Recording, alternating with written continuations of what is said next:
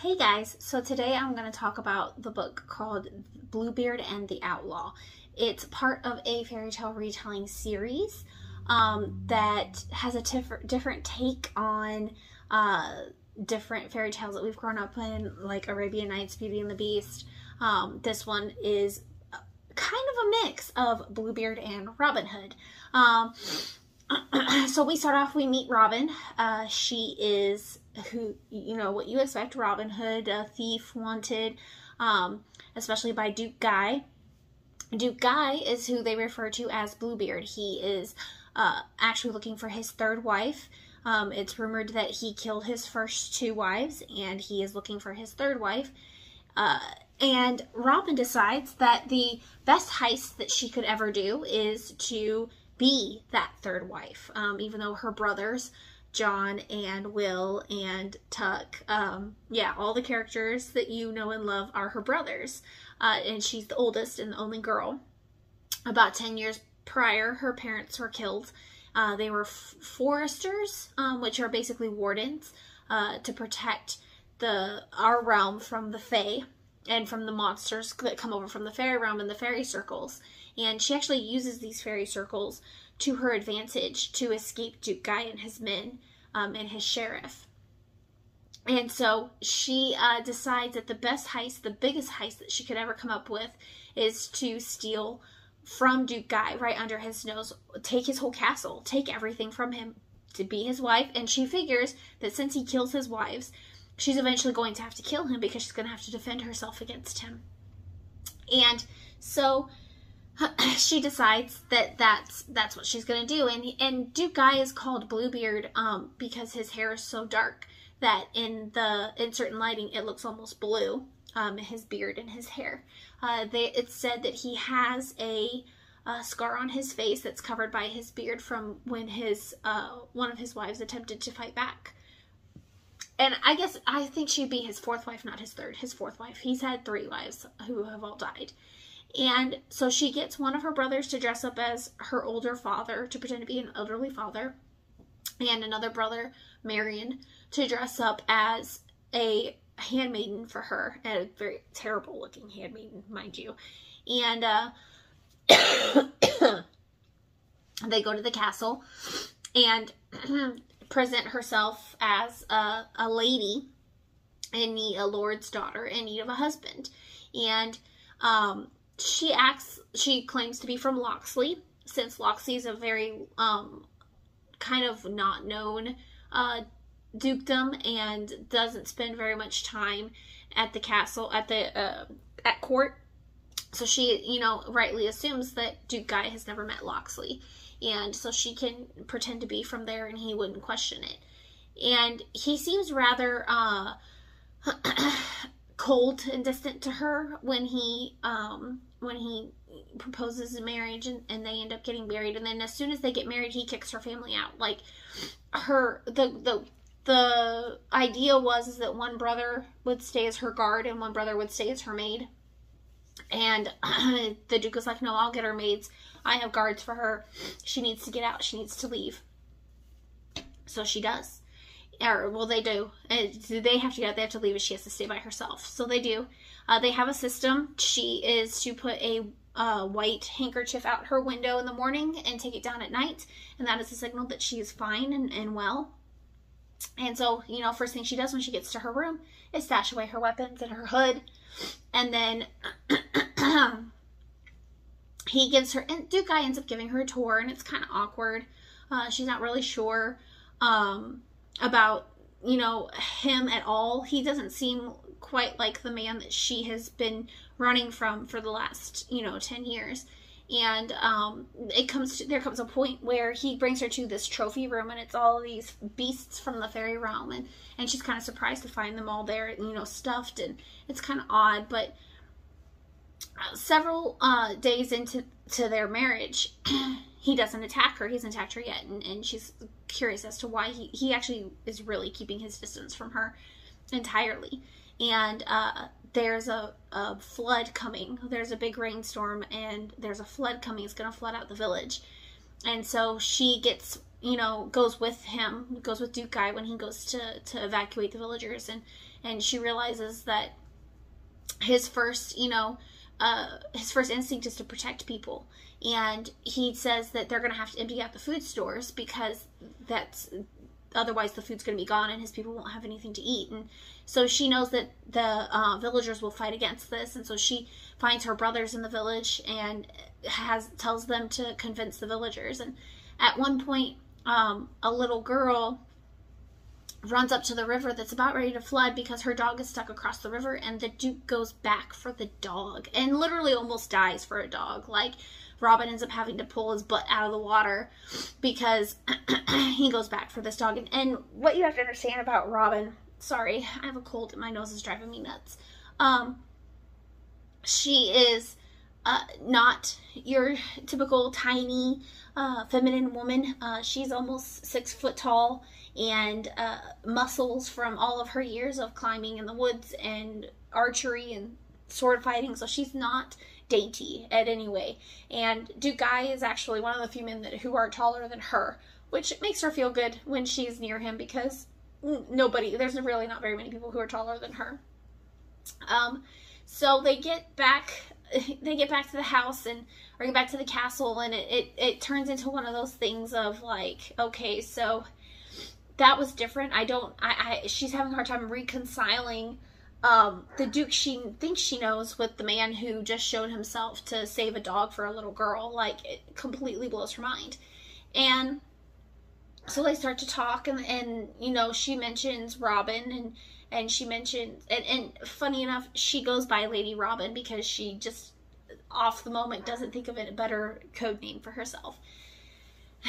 And the Duke actually starts to explain to her that Robin Hood has been making things harder for him to protect his people, because Robin, you know,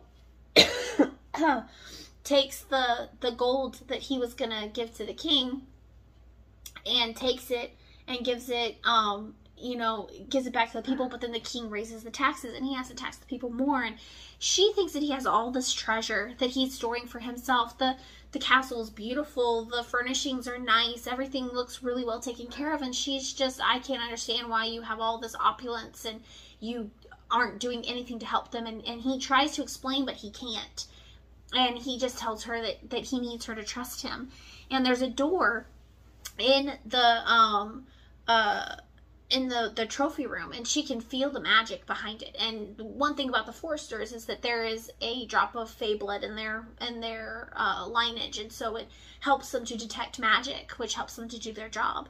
And the Forresters have been disbanded after her parents died.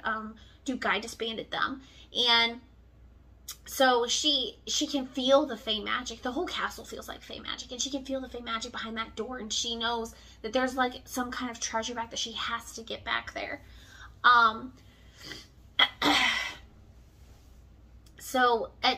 And it kind of turns into one of those things where they're being pulled closer together. She kind of starts to see sides of Duke Guy that she didn't expect to see. She wants to ask about his wives, but she's afraid to ask him and learn that he really is the monster that she's always believed him to be. And something seems off about the sheriff, and she's not sure what, but something does seem off. And then she finds out that there's fake gold. She finds some fake. She goes down to the vaults that are supposed to be full of all of this gold, and the vaults, I take that back. I'm jumping ahead of myself. She doesn't go down to the vaults. She finds out where the vaults are, and then she tells her brothers.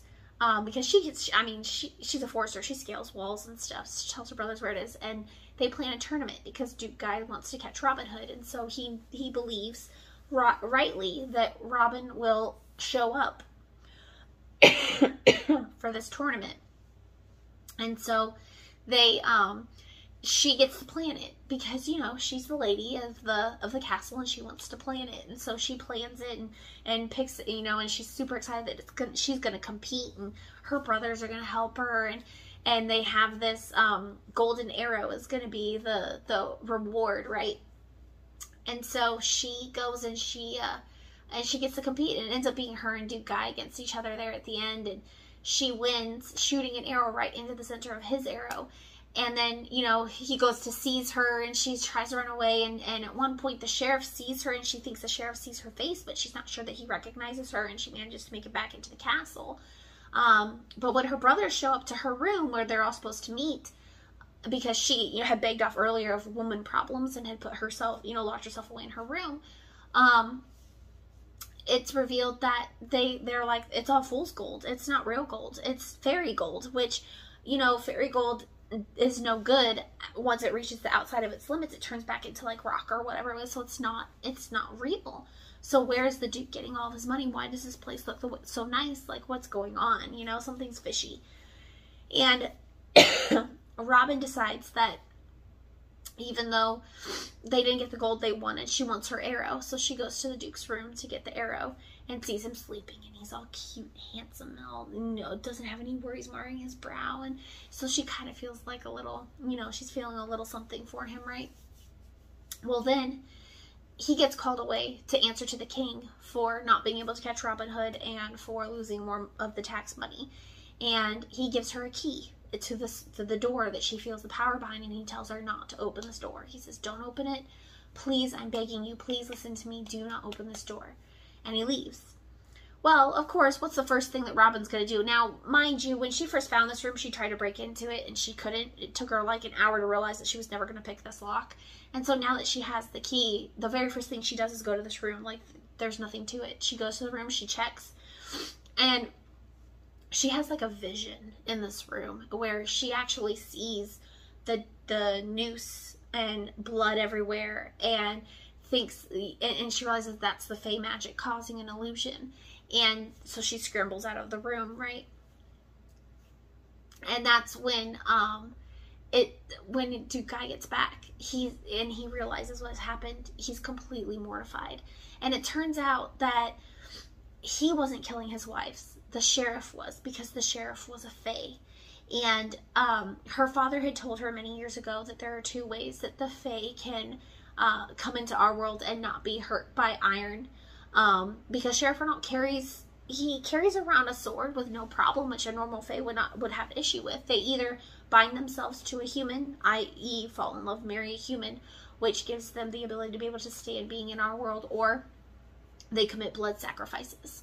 And so apparently, Duke Guy finally reveals to her, as he's, you know, being forced to put this noose over her head, and he's begging her to forgive him and confessing, he was really in love with his first wife. And when his parents died, he made a deal with the Fae, with this particular Fae, to make his kingdom, his dukedom, prosperous. And the Fae agreed on the condition that he would have an obedient wife, that his wife would be obedient. And he didn't think anything about it. He was like, oh yeah, my wife is obedient, that's not a problem. But you know how Fae bargains go. And so the one thing he asked her to do was not go into this particular room. And she didn't listen, and he had to hang her. And then, of course, the Fae takes the sword and cuts her open, and the blood is what he uses to continue being able to stay in our realm. And so he lost the love of his life. And then he went on. The next girl was I believe the second girl was a village girl, and the third girl was the daughter of some distant lord. And again, they both didn't listen. And so as he's trying to, you know, apologize to Robin, as he puts the noose over her head and he's pulling her up, and he just, he is not in control of his own body. And Robin is sure that she's gonna, like this, that she's gonna die. She's got one last shot, because she still has her bow and arrow. She has one shot that is gonna let her be able to win, because there are certain arrows that kill Fae, and she has all these different arrows. And so she pushes herself off the wall as she's choking, and she takes that one shot that hits that, because the only way to break a Fae enchantment is to kill the Fae that cast it, right through his heart. Dead. Boom. So, and then of course her brothers come running in, and they want to attack Duke Guy for trying to kill her, and she has to explain that he isn't actually the bad guy. And then that of course leads into explaining what had happened. And as the Fae dies, the castle becomes decrepit. Like, all the opulence, all the niceness of it gone, all the gold gone. Like, it's done. And Duke Guy explains that he could never send any of the gold that he had to the king because it wasn't real. And so he was trying to keep the king from taking all the taxes, all the money from his people, and Robin stealing the money made it harder for him to protect his people. And so in the end, she was actually working against the villagers instead of helping them, even though they thought she was a hero. And so they had to come to terms with the fact that they really weren't enemies like they thought they were. And it eventually kind of came to an understanding. You know, he explained that he still wasn't over the loss of his first love, and so it was going to take him time, and she had never intended to fall in love with him, so it was going to take her time. And it's kind of a, you know, and she's not a girly girl, so, you know, she punches his shoulder kind of thing. And and then, of course, you know, you get an epilogue, and there's a couple of kids, and she's writing the story of Robin Hood. And the story itself, the story of because one of her brothers is a bard, and so the story has evolved into a Maid Marian, and Duke Guy being the bad guy, and the sheriff, and Robin Hood being a man, and so it's just taken on a life of its own, but she's writing the real story of what really happened. And it was so cute, and the author really pulls you in. It makes you really feel for Duke Guy and for what he had to go through and all of this, and losing his wives and Robin, and coming to understand him, and it's just so sweet. So if you get a chance to read it, Bluebeard and the Outlaw, super good, absolutely loved it, highly recommend. Happy reading!